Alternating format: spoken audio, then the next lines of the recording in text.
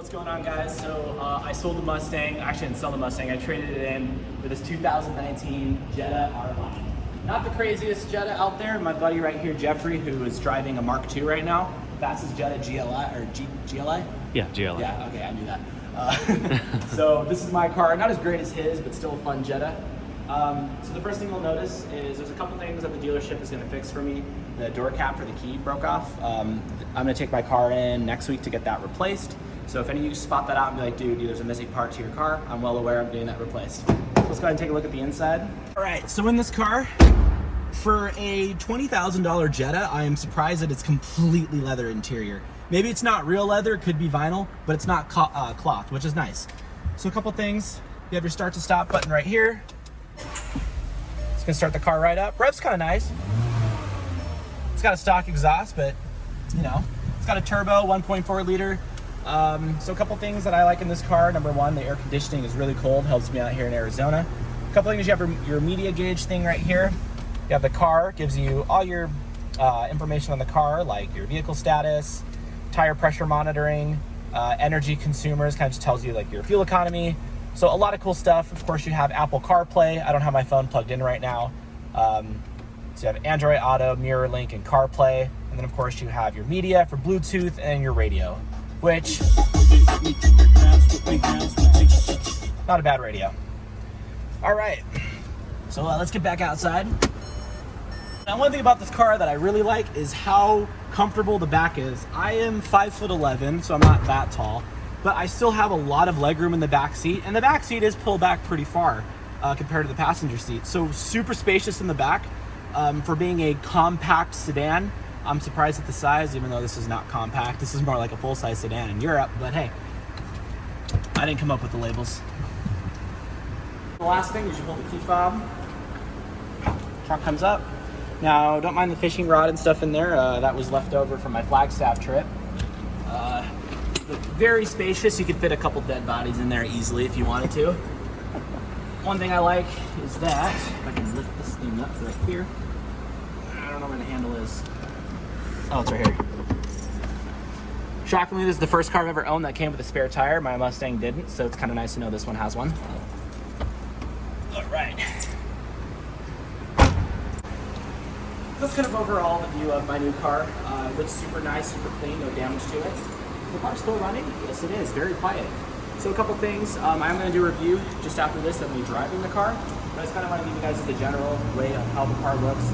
Performs really well, and you'll see that here in a bit with the driving test. Not even a test, I own the car. So it's just a review.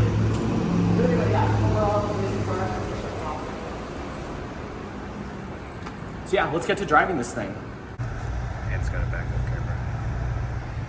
Yep, that's always a plus. My Mustang didn't have that. Because your Mustang was a piece of shit. It was a piece of shit. I'm glad you finally see it.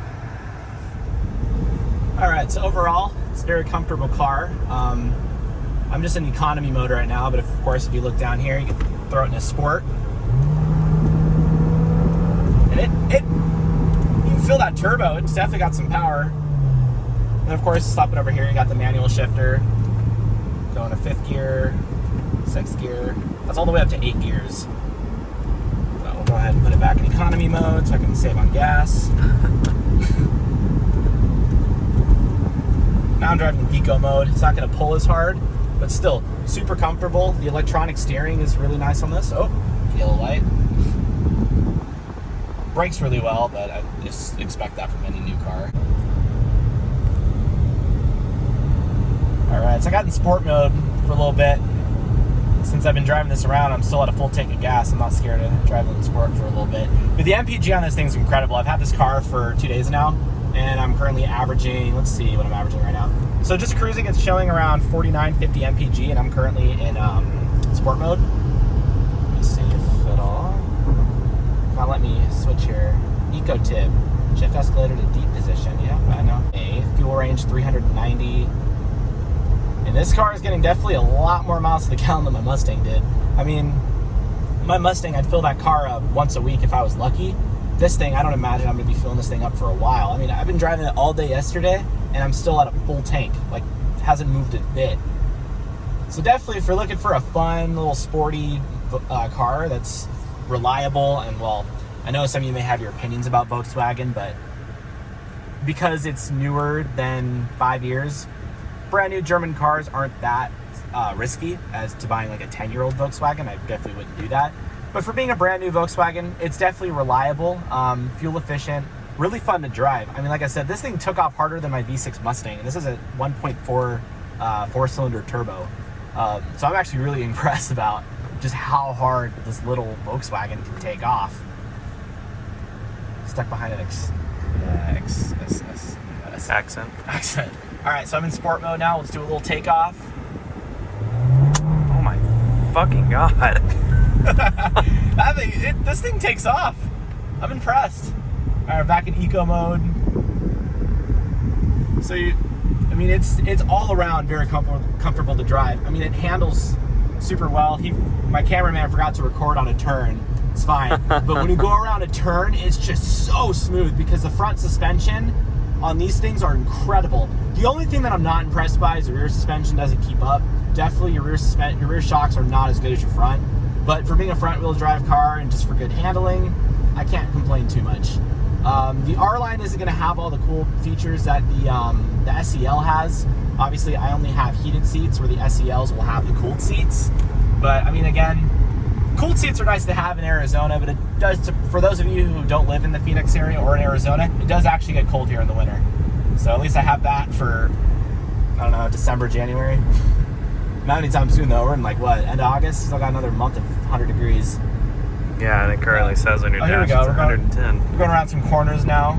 Very minimal corners, but like I said, the electronics steering just feels so different than what I'm used to.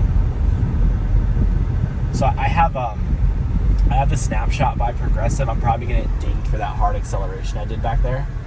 It was worth it for YouTube, all right? Like this video. Hey, like this video and subscribe to my channel because my rate's probably gonna go up for that acceleration. I don't know, maybe. I hope not. I'm gonna check the app. I'm not touching my phone, so. For being a newer car, I'm trying to keep my insurance as low as possible because the payment on this is a little higher than my Mustangs. But at least I have a car that I know isn't gonna break down. For those of you that are probably wondering why I decided to get rid of the Mustang, the transmission was garbage, the brakes, all the brake rotors were bad. There was just so much little stuff I needed to do on that car, but because the transmission was going out, I'm just like, I need to get rid of this car. It's a ticking time bomb. My Mustang was my daily and I relied on it to get me to work every day. And Mustangs, as cool as they are, they're just not practical.